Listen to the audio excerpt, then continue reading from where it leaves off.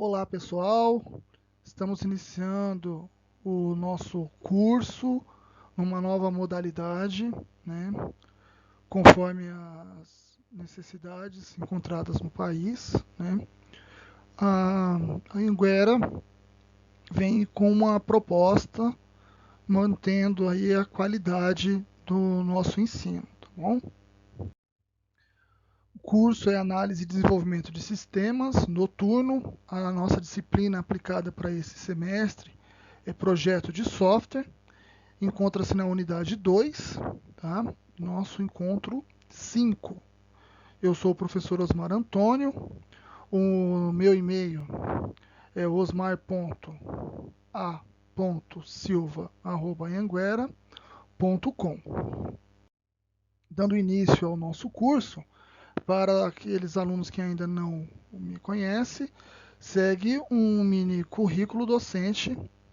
Meu nome é Osmar Antônio da Silva, sou professor universitário. Sou um profissional atuante na área de TI com sólidos conhecimentos em infraestrutura de redes. Tá? Tenho uma vasta experiência no mercado de empresas de autogestão do Ministério da Fazenda, onde executei por um período, né, aproximadamente 20 anos, a função de analista de infraestrutura, né, administrando redes. Né. Também sou especialista em acessos remotos a servidores e cabeamento estruturado. A minha formação, eu sou formado em tecnologia de rede de computadores, pós-graduado e especialista em docência para o ensino superior. Tá? Tenho experiência como professor universitário, principalmente na região metropolitana do ABC, em algumas unidades da capital, como a FASB.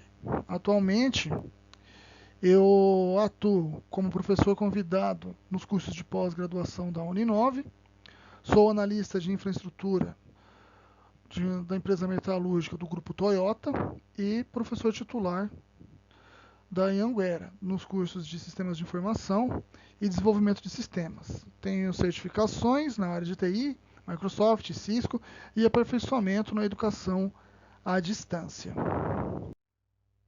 Dando início ao nosso curso, possibilitar analisar e construir um sistema com base no projeto de software. Da unidade 2 do encontro 5, o tema abordado da aula de hoje é qualidade de projeto de software. Bom, a qualidade do projeto ela é avaliada através de algumas revisões técnicas formais, utilizando alguns critérios como referência. Um deles é a organização hierárquica, que é através do uso inteligente do controle entre os elementos do software. E a segunda é a modularidade, particionamento lógico em elementos que executam funções e subfunções específicas. Tá? Então, esses dois critérios, eles te garantem aí uma qualidade do projeto. Tudo bem? Dando continuidade à validade do projeto, né, a sua qualidade em si, temos alguns pontos muito importantes para levarmos em consideração. Uma delas são as representações distintas para os dados e procedimentos, né? Mesmo que sejam posteriormente agrupados em objetos. Então, isso é muito importante. Você faça essas representações dentro do seu projeto. Uma outra questão é elevar a módulos ou classes de objetos que representam características funcionais independentes. Né? Então, cada projeto tem as suas classes e os seus modos para serem executados. Então, é importante que você detalhe de uma maneira funcional essas características. Tá? Uma outra questão é elevar as interfaces, né, também do projeto para que isso possa reduzir a complexidade de conexões entre os módulos. Né? Então, um projeto com várias conexões de módulos, né, se torna um projeto um tanto quanto complexo no ambiente externo. Então, a principal característica para que você desenvolva um projeto de software com qualidade não é estabelecer um menor número de módulos ou classes possíveis para que isso possa ocorrer, mas que a cada módulo executado ele tenha uma característica detalhada das suas funções para que isso possa, no futuro, evitar graus de complexidade na sua execução. Fundamentos do projeto de software. Temos alguns pontos a serem levantados com grande significância nesse projeto de software. Tá? A abstração. O que seria essa abstração? Né? É concentrar-se no problema com um certo nível de generalização. Né? Então, você tem o seu problema, né? E você deve solucionar ele de uma forma genérica, né? Onde todos os problemas eles possam estar em duas situações: uma abstração procedimental ou uma abstração de dados, né? Isso em slides um pouco à frente, nós iremos detalhar o que seriam esses dois tipos de abstração. Tá? Uma outra situação é o refinamento sucessivo. O que é esse refinamento sucessivo? É um processo de elaboração que parte de uma declaração de função, que seja elaborada através de sucessivos refinamentos, cada um incorporando mais detalhes. Tá? Então, você detalhar de forma sucessiva, né, todos esses problemas, né, das funções para que você possa desenvolver dentro dos seus módulos ou das suas classes o seu projeto de uma maneira mais coerente. A arquitetura de software. O que seria essa arquitetura de software? É a estrutura hierárquica de componentes procedimentais e estrutura de dados. Né? Nada mais é que a forma que você vai executar esse projeto, um organograma, né? A questão do software de tempo. Né? Então, o que vem primeiro, né? Dentro desse projeto de software? O que tem mais relevância no momento de você desenvolver esse seu projeto? E a hierarquia de controle, que representa a organização de componentes de um programa e a hierarquia de controle entre seus módulos. Né? De que forma que você vai controlar esses módulos. Né? E o módulo 1 já foi executado, a partir do momento que o módulo 1 foi executado, você hierarquicamente irá para o módulo 2 do seu projeto. Né? Sendo que o módulo 2 ele só pode ser executado depois que os módulos acima foram executados com êxito, tá bom? Então, esse controle de hierarquia dentro do projeto é importante para que você não se perca dentro dos seus detalhes ali no seu projeto. Projeto procedimental de software. Diagrama estrutura hierárquica dos módulos. Então, como nós tínhamos comentado anteriormente, a abstração procedimental do software, ele tem algumas características bem interessantes dentro do seu projeto hierárquico. Né? Uma delas é a decisão. Então você tem o seu projeto, né? No seu projeto você tem os módulos, e no seu módulo você tem a estrutura de decisão. O módulo abaixo pode ou não receber o controle de decisão. Né? Se ele receber esse controle de decisão, tem uma chamada repetida, né? Ou iterativa, né? Que seria repetir aquele controle dentro do seu módulo. Dentro dessa repetição, você tem as suas passagens de módulos, de dados entre os módulos, ou a passagem de controle entre os módulos. Ou seja, a cada módulo você tem duas situações. Ou você vai repetir aquele evento para o módulo seguinte, na sua decisão, né? Passando os dados para um outro módulo, ou necessariamente não iria passar os dados para aquele outro módulo. Existe uma outra situação. Né? Você iria passar o controle para outro módulo. Tá? Então, o controle do módulo 1, assim que ele foi executado, né, você tem a sua decisão. A sua decisão ele vai realizar o controle também do módulo 2, ou ele vai apenas passar os dados para aquele módulo, e aquele módulo irá fazer um outro tipo de execução. Dando continuidade, temos o nosso projeto de dados de software. Tá? Então falamos um pouco sobre a parte estrutural, né? E agora nós temos o projeto de dados de software. Seria isso, tá? A, a representação do relacionamento lógico entre elementos de dados individuais, né? Ele determina a organização, métodos de acesso, associações e alternativas de processamento. Parte dos dados, levando-os e representando-os na fase de análise. Dicionário de dados, fluxo, conteúdo e estruturas. Bom, vamos imaginar um fluxograma de uma empresa, né? Você tem a sua diretoria, né? Tem um fluxo dentro de uma contabilidade. Então, qual seria o fluxo dessa sua contabilidade? Receber as notas, lançar a nota no sistema, né? E a execução seria período X tem um imposto a ser cobrado, período Y, essa nota tem que ser lançada e baixada, né? Executando isso dentro do seu fluxo de caixa, as notas de entrada e saída. Interligados, esse fluxo, você tem as notas de entrada de mercadoria, que também são associadas ao seu estoque. Tá? Se ela está associada ao seu estoque, utilizando a mercadoria lá do seu estoque, você tem um dado que, ao retirar o insumo ou a mercadoria daquele seu estoque, tem que ser baixado esse elemento, essa mercadoria. Né? Essa representação lógica dentro de um projeto de software, ela é muito similar a isso. Por quê? A organização ela vai determinar que tipo de associação de processo vai ser realizado nesse seu projeto. Tá? Você tem os dados a serem inseridos e esses dados devem estar de uma forma detalhada para serem executados, né? A sua leitura, né? E tem toda a sua estrutura que será montada aí, contendo mão de obra, período, implantação, tipo de linguagem de software e etc. Bom, quais são as atividades do projeto de dados? Né?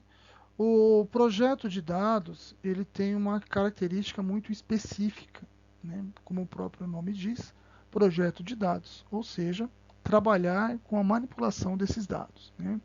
Então, uma das atividades é relacionar as representações de dados, estudar e escolher a estrutura de dados que permitam a implementação mais adequada.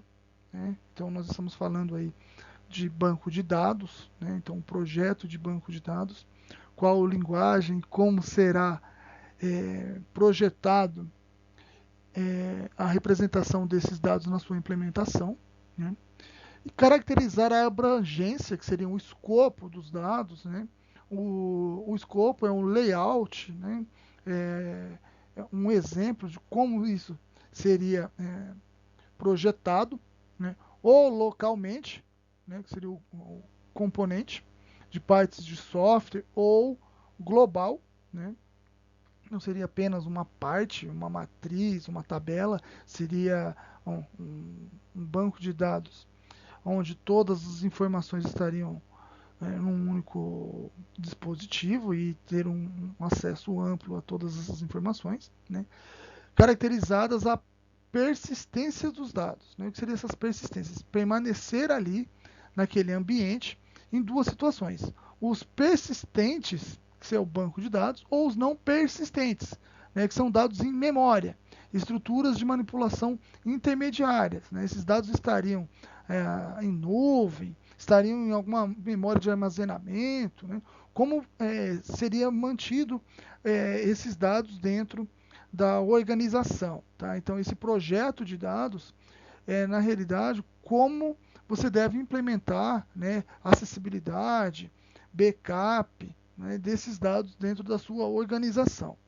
Né? Então, esses testes eles devem ser de uma forma consistente, né, a sua execução.